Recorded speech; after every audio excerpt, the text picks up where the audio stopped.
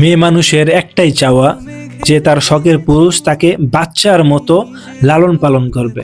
তার রাগগুলো মানে যেরকম ভাবে যে মানে মেয়ের বাপ মায়ে যেমন যেরকম ভাবে মেয়ের রাগ কন্ট্রোল করে, মানে মেয়েদের মেজাজ কন্ট্রোল করে, সেরকম ভাবে যেন তার স্বামীও তার মেজাজ তার রাগ কন্ট্রোল করতে পারে।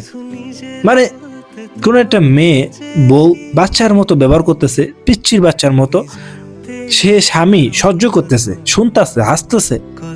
এগুলা কিন্তু সুন্নত ভাই, এগুলা সুন্নত, এগুলা মানবা, দেখবা যে তোমার পরিবারের মধ্যে একটা কিরকম জানি একটা শান্তি ভাই, শুধু শান্তি শান্তি ফিল হইব। যে পরিবারের মধ্যে দেখবেন যে বউ খুশি, মা খুশি, বাপ খুশি, এই পরিবারটা মনে করবেন ভাই জান্নাত, পুরো জান্নাতের মতো।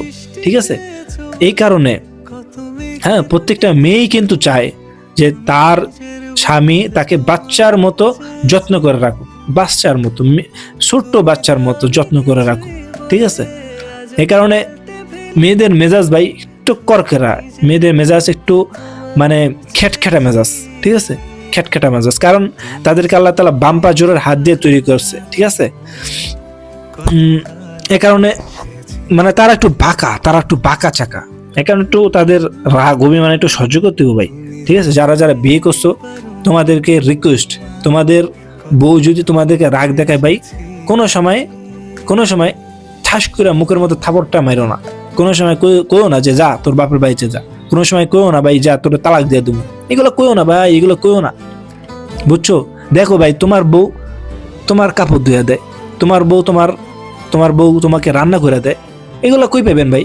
ঠিক আছে, ওমর রাদিয়াল্লাহু তাআলা আনহুর বউ ওমর রাদিয়াল্লাহু তাআলা আনহুর গালিগালাজ করছিল।